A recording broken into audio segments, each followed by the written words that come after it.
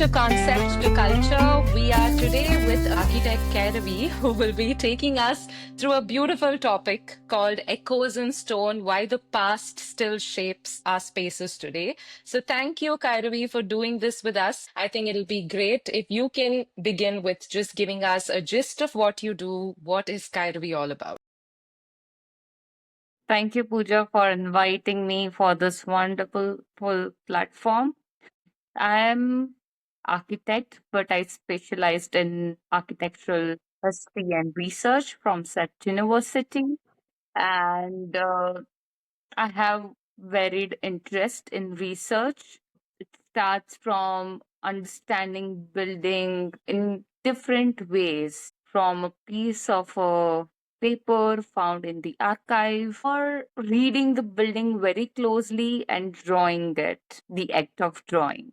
This all sort of ideas came out to my exposure assisting the studios with very interesting or my master's no outline itself. If I tell you what my present niche is all about, my interest lies in archives, decoding colonial archives especially, moving away, understanding it as a place of information, but how that space itself can resonate so many hidden stories. So I'm kind of getting around it, but I think other than that, I'm very much interested into painting because it's kind of an escape from the reality. So I think this is it. This is all about me for now. Yes. That's lovely. So I think I'll start off with because you told me that your niche is really archives and, decoding archives. So you work with stories, right, which are buried in drawings and photographs and so many forgotten blueprints. What's the real thrill of driving into such archival material for you? Right. Why is it that you are so driven about, sort of going into something like this and decoding it? I think it started with our third semester where we were really introduced to the concept of archives. And as we were all new towards its own concept, that what is the archive? And the conventional notion and theory talks about it's a place where you find all pieces of information and you sort of take it out, you read it, you analyze it, and you write about it. And that's how we all started, visiting and attending to this sort of archives. But over time, when I took this concept for my dissertation, I'm very grateful for my supervisor, Dr. Sarah Milsons, because she has really pushed me through that, making me exposed to new archival theories that archives is not just a place to mine information, it is also a place which is deeply political, and it is not the archive that will give you a total body of knowledge. When I say total body, that means you cannot guarantee that it will give you piece of information for every class of the society, for every gender and whatsoever. And if we really place colonial archives, which is kind of my present historical sort of a site that's placed in Pune, but colonial archives were everywhere at every hierarchical scale. And you start to see the discrepancies, exclusion of voices, it's there. I think the new archival turn, I would say that the authors are now trying to tell us that how can you move away from a paper to the space where it is stored? How can you read the physical environment of that space and bring out the stories out of it? There would be some people who would have archived that space. Who is that agency? What do you read from the walls? Something mounted on the wall, some traces. Start reading those traces, those uh, try to decipher that and move away from the piece of paper. That's not writing about history. And so I think with time, my sort of engagement to that place is also changing. because now it being archive of a colonial origin where we are really talking about it's a site of discrepancy, but I think it's our lens through which we are reading that space. Probably it's time that we need to shift our attention from a centralized archive to a more overlooked, underutilized, inaccessible archive and start reading it in terms of its space. Who curated it? So I think that's the kind of a real thrill for me to dive in into this. Dive into this, Yeah, yeah. yeah, yeah. So I think it's very interesting because in this little explanation, you spoke a lot about various projects, various things that you sort of bumped into, which sort of began to shape you into, being the specialist that you are in whatever that you do, right? So I would want to sort of ask you, was there any one particular moment, incident, a project, let's say like you walked into a space and there is something that shifted within you where you began to see architecture, perceive it very differently. Because I think when we finish architecture, Mhm. you do not look at the space the same way that you did 5 years before. We perceive spaces very differently, right? So I'm sure for you, post while you did your specialization in this and you developed an interest in archives. What was that shift that happened? I think I won't really contribute to the archives itself. Uh, Today, the way I'm kind of perceiving architecture as a practice, how things are coming up around us, there are many other parameters that have contributed to my understanding. Okay. So I would say there had been many lot of conversations with my tutors and to whom I was assisting in the history studio, like Riaz, Catherine, and along with others. So I think they really talk about how colonial system has sort of, it's not just, there's not just continuity in the system that we see today in architectural practice, but it's everywhere in terms of food, in terms of our living style, how we speak, how we kind of, what we wear, everything is kind of, we have kind of went into this mindset. We have colonized our minds also. Thinking about the architectural practice, when if I position architectural practice within this present sort of scenario where I'm kind of relating back to how we have colonized our minds, what do we see? We see that how the processes have been standardized everywhere. Yeah. Yeah. In terms of practices, we start to see there are so many agencies working for one project. So we have diversified, we have separated that. For landscaping, I'll approach landscape architects; for interiors, interior architects; for the structural aspect of the building, structural engineers. So we have kind of, separated, and that agency will only look towards that aspect. They are not going to holistically see the building. So it's kind of for some tasks allocated to this agencies. And I don't know, but I feel that this was not how before the colonials came in, who kind of set out this whole new architectural practices, which was that relied a lot onto standardization, separation of site and building. This was not how probably medieval agency or the kingdoms or the guild that was tied up with the kingdom who were kind of taking up the projects were not kind of working in that sort of a system. It was kind of very different because I do have seen a few of the medieval maps, which is in Suzanne Gall's publication book, where you can start to see the maps that you of Jaipur or any other region. Those are very mnemonic maps. That means that it's just like it just guides you. It doesn't tell you really how you have Tell to you. build. So if I tell you a difference between a mnemonic map and a standard plan that came up in during the time of colonial era, it was something that we have continued in our today's time. That means that if the plan is giving you this sort of a dimension. This is how the plan will look, elevation section. You have to replicate it. So it now the standard plan becomes a literary tool. You just have to read. You should not you should have a knowledge how to read that plan, and then you'll be able to replicate it. But it was not something I believe that happened around in middle period of time. It was more kind of just guiding you, and then the guild, the master craftsmen, and all sort of, there was a hierarchy, but they were able to interpret those guiding principles over to the side. So I think there's a lot of separation that has happened in today's practices. We are not looking the building holistically, and that is something I'm trying to understand how we are moving forward, with the practice, whether it's architecture or interior or structure. Right.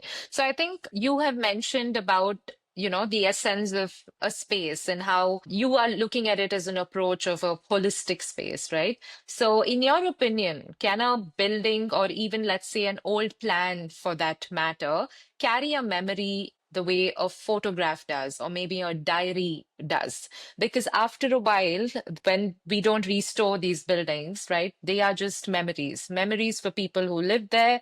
Now, once those people pass, we maximum maybe have archival material in the form of drawings, photographs, diaries, right? So, in your opinion, do you think can these buildings or even an old plan carry a memory like these photographs and diaries do? I think they do. But again, it is how we start to read it from, like, we start to shift our lens reading the plan or the building. It's the same sort of experience that I came across during my dissertation, where I was doing a archival survey of all this, colonial era construction drawings of Public Works Department, the archives that I'm presently doing the research on. And those were like 3,500 drawings that I had to, do the archival survey in like within a month or two. Because then there were other materials also that I had to continue that survey for. So when I started flipping this drawing, I think my consciously my attention shifted from this large scale objects that was taking part of the paper, like the plans, like the plan elevation section whatsoever was there, but that attention got shifted to signatures that were present in the periphery of the paper. And then when I really started to read these drawings in a different way, I start to understand that these people were the ones who probably have traced the drawing. Who were these people? Because when you again really close read these drawings and the signatures, the engineers who occupied these positions were mostly European. I would look at this drawings in the time period of late 19th century, where you start to see the engineers took the position. This were the highest positions, so Europeans were taking up these positions, and while in at the position of tracers and checkers, you start to see the names, the Indian names. And then you start to understand the racial discrimination. Who were these people? Why are they at this lowest position? This starts to give you the alternative history. But at the Right. same, they do carry a memory, of someone who had traced the drawing, but they are nowhere found in the official list. Other than that, I came across ink blotches, tea stains on the paper, and I was, fascinated by someone 100 years back had been tracing this. Tea would have spilled onto the paper, and they had to figure out how they had to remove it. So I these are sort of material traces that how these objects were handled or circulated between desk and department. It does hold, but in terms of buildings also and interior space, every object carries a memory, because I think at the scale of domesticity, the interiors and the structures do hold that. sort of a memory. It carries a memory. Every object, like stone, they do have a power to carry memory, and that's how we sometimes relate to. But if we talk about how architecture plays a role in embodying memory, there are many built examples like 11 Memorial Museum, where we start to see the towers that were attacked. Instead of that space, there's a void and there's a flowing water. How that sort of bring the memory of something that was present, tall and huge, but now that void gives you that sort of the power of the presence. So we play with this architecture and memory in different scales and in different ways. Definitely present every. Yeah, and I think you said, I think history, we all know this, that it's not linear, right? It's very complex. Like you said in the beginning, history has a lot of political, social, so many reformations, so many influences over the years, right? Now, because you've also developed such a nuanced understanding of what history is, do you think it really influences the way you design? How does history really translate into design today? Because I think in the world we live in today, if I speak to the Gen Z, they have a very different take on what history is. Right. So is it the need of the hour that we dialogue more about the importance of history, about we have architecture, history of architecture when we do architecture school. Now, I don't know if we are dialoguing enough about the power of that history to really translate into spaces, right? So, what do you think? Do you think history really influences the way we design? Should it not? I think this is a very interesting question because when I enrolled for this masters, I was questioning that whether this would be like a limiting, it would give an understanding, whether it would be limited within the research as a practice. But somewhere now, when I'm starting to like kind of understand the practices that's happening around today and what is the method through which these practices are getting executed, though I'm not a active practitioner in terms of design, but I do relate, and I there are a lot of questions that come up in mind. As there are a lot of cafes that are coming up because I was in Ahmedabad since 2 years. In the Sindhu Bhavan spine, you start to see all this sort of cafes which are differently themed, with Roman elements, with Greek elements. There's a lot of social media craze. Okay, this cafes are getting documented on the social media, and they are articulating it in a very sort of a cohesive way. Oh, there's a lot of fluidity, there's connectedness between inside and outside. Do you have to achieve that only through this sort of design, bringing sort of Greek or Roman stylistic element? My question is, how can we move away from the stylistic elements and just focus onto our site? How the site itself can give us a clue, even if it's a flat, it does possess some sort of nuance, some sort of hint. How can we get that hint and start designing onto? Is it necessary to bring all the stylistic elements which are just alien to our sort of a content?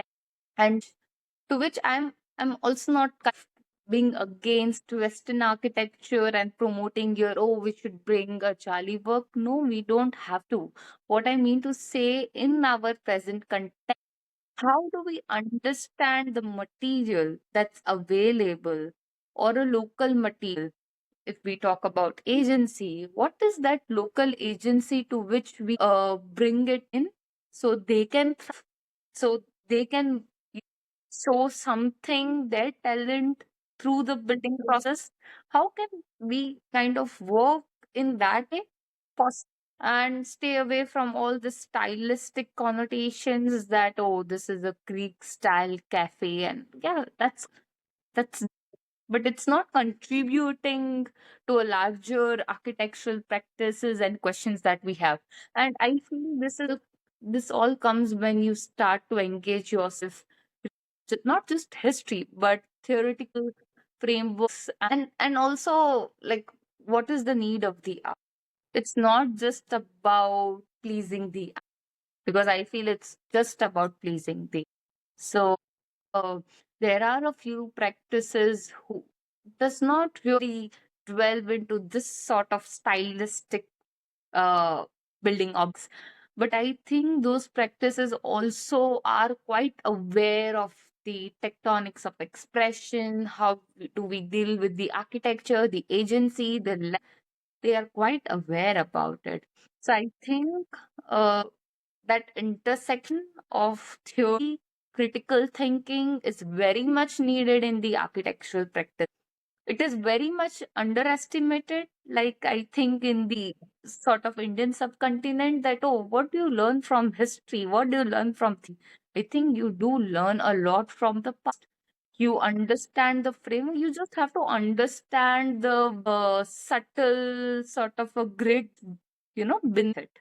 And then you have to take that forward. You don't have to do a sort of copy paste thing. We are not asking you to do. So, yeah, I think I'm also kind of into that thinking that what sort of practices are coming out to how they are executing it. So, it's an ongoing process. I think I'm really glad you mentioned the aspect of critical thinking today, right? I feel that is something which should start at a very grassroots level, because I think when you're in architecture school, day one, we need to start talking somewhere about critical thinking. On one of the episodes that we recorded a few days back, we spoke about this. We spoke about this. We were talking about architecture and pedagogy. The importance of sort of learning how to ideate. Ideation, of course, comes from inspiration, but it's so much more.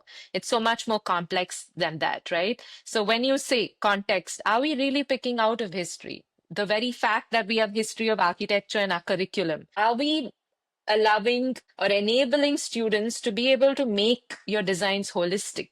How do you read critically what history is? To question, right? To understand, because that's done very, very, it's a very diverse set of buildings that we learn about, eras that we go through, right? We are learning all the way from, the palaces to the most modern, contemporary, post-industrialization. But I think there's very little dialogue about this translation. So thank you for talking about, that today, more than the trends, it's very important we start thinking of is looking at where we're heading. Climatologically, what is our buildings telling us? Climatologically, how is it responding? The inside-outside relationships, should it just be visual, experiential? Could it have an historic influence on these things in whatever way, right? So I think you're in a very powerful position where you influence how stories get told, how they are sort of remembered. So, how do you choose which voices or places to sort of spotlight? As simple as today, you are in some sense an ambassador of history because you've gone through the process, you have seen the power of it, right? So, how do you sort of use this power of influence to decide on, okay, this is what I want to spotlight on, this is what I want my work to sort of represent? I think when now that we are aware that if we are executing any architectural or interior design project or any sort of a project, it's not a resultant of the main person who has designed, but whenever the project is out, we only see the names of the architects or probably the agencies as a whole, that okay, this were the people, like in the publications or anywhere wherever the project gets published, it's the few names that comes. But I still feel, what about the people who really worked from the bottom sort of a scale? Who are those people? In the past, we never talk about the subaltern history, the other voices that I'm trying to bring it here in focus, and today also. Because in at the construction sites, wherever I'm just passing through, I do see a lot of workers. There are so many female, male children just playing around the pit of sand. there are it's a huge, main men and women force who are at the, like the past, at the present also, we are just kind of excluding. So I would be more interested in uncovering those voices. And I think the historical research is also now shift, as in it's trying to be more inclusive. The methods are also not very sort of rigid that it was before. That you write history from the archives. It's not that. And how do you write history on the basis of your observation? You can probably a piece of history of the past, but you can take the observations of the present and then you can reconstruct the past. There are a lot of sort of this sort of historical analysis. Sadia Hat, she introduced this concept of critical fabulation. It's a very intriguing concept where she talks about that if you want to write a history of this other voice, and there's a limitation clear about to find the information about people in the archive, you can make probably for fictional statement. You have fragments here and there in probably in the archives at the site or through oral histories, but how do you tie it up through that thread of fiction? And that's the history. So history, I think that word history is now looked in a very different. It's not just about like factual check and you write a history about that moment. It's not about writing anymore about the kings or the wars or the kingdoms, but it's more about the agency who supported that king and who was at that bottom level. So I think I'm more kind of interested uncovering those subaltern voices, specifically within the construction industry during the colonial era. But I think there's a lot of potential this as to how you can at the history. That's lovely. I think from the time we started this conversation, I notice a lot of empathy, inclusivity. I see you involving people that we don't, maybe each of us, it's a very individual, personal thing, right? Where you can be an architect and it is a choice. It's an intention that you are very grateful, thankful for everybody in your project. But like you said, when we come to the forefront and talk about design, it's always about the designer, the executor, the engineer, the architect. So do you think history makes us better designers or makes us empathetic ones? It could be both, right? In an ideal case, we want to be better designers and empathetic as well. But do you think history has an influence on making us softer, making us more aware and more empathetic individuals? I think, like in my process, I'm still trying to figure it out because sometimes when I over engaged with the space and the material, uh, I try myself to distance from it. So there's this sort of a tension, where is that boundary that you could make so you can think objective again while there's sort of a process through which you go.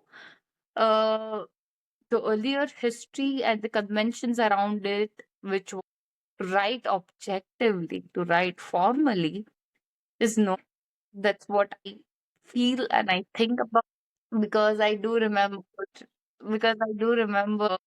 in our sort of when we were getting trained, we were told to say, I have observed, not I have, I feel. But I think that transition, if you want to add that, you have felt. So I think there's some sort of a connection you have already made.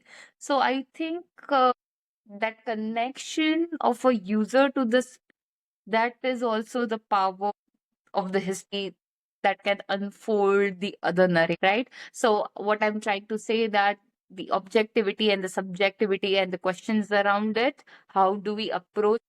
You really don't have to make clear boundaries with it.